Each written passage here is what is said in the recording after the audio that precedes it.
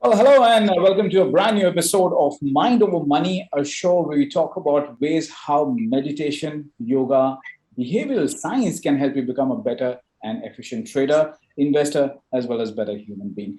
My name is Kshitij Anand, and today we have with us the yogi on the large street, Arun Thukral, who has over 3 decades of experience in the BFSI world and has been investing in markets for over 2 decades.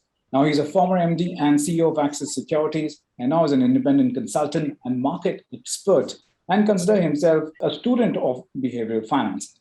Now, he's an author of a bestseller and investor behavior that is Yogi on the Large Street. Welcome to the show, Arun.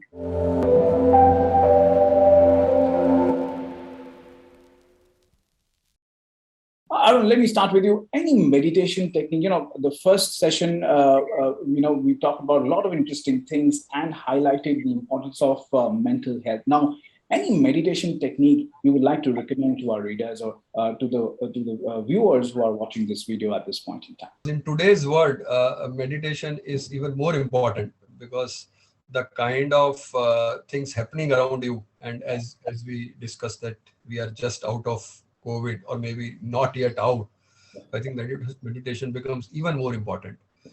So for that, I think there are many techniques. And today in a digital world, today there are a lot of meditation apps available. Right. But for me, maybe let me suggest and try to keep it very simple. Sure. So anybody who is practicing yoga knows about these techniques. Maybe a simple pranayama, maybe you just take care of your breathing, maybe Anulom Vilom. So these are some of the things. But what I advise, which will be even more effective, is something called reflection, which is basically sitting quietly every morning for maybe 5-10 minutes and just recalling previous day's event in a chronological way. Right. Like how you got up, you had breakfast, you visited somebody, you fought with somebody, you laughed with somebody, you had your lunch. And don't be judgmental about that. Don't think why you did that. So over a period of time, in your subconscious mind, you will actually know that what is your nature, whether you laugh more, whether you fight more, whether you have a lot of free time, unproductive time, even if you don't judgment it, even if you don't think about it, over a period of time, you will know. I think this is one technique which I can explain over this meeting. I only know when you experience it, because yoga is an experiential science. So that way, I think this is reflection is very simple. Just think about the previous day event, be very quiet and do it for a few days, and then you will know the difference. I think this is what I would advise the viewers. Right. In fact, this technique will also make your mind much more sharper as well as stronger in the process. Now, this is a very powerful technique. One should truly go ahead and experiment on it on yourself. And if you're not doing it, then this is the time to start as soon as possible. Now, let me also go on to the next question. Being the author of Yogi on the Large Street, any yogic principles you think it's beneficial and should be kept in the view? So in my book, I have given many principles. So I have based this book on Patanjali's Yoga Sutra. Yeah. And there are a concept of mind, there are concept of vrittis, there is a concept of gunas. So maybe let us for example take concept of gunas. So we all know there are 3 types of gunas: sattvic, rajasic, and tamasic. Yes. So let us relate this with your investing style so that you can do your yogic profile.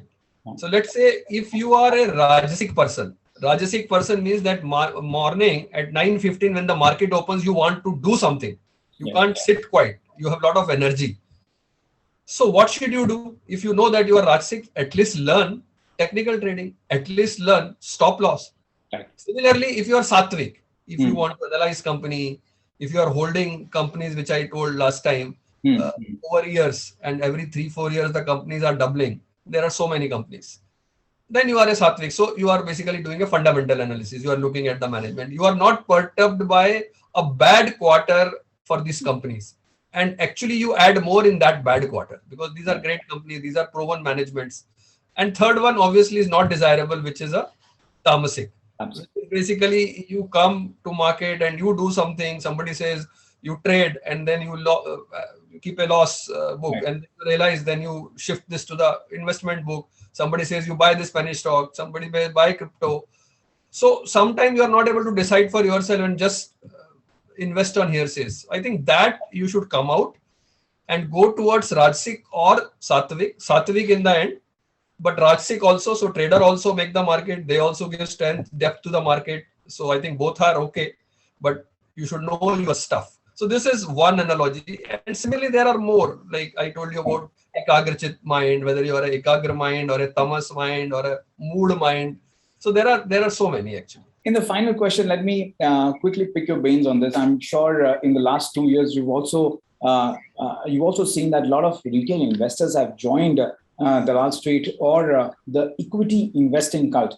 Now, some people, in fact, in the US, they are known as Robinhood investors or investors who want to experience new things or the new age ones.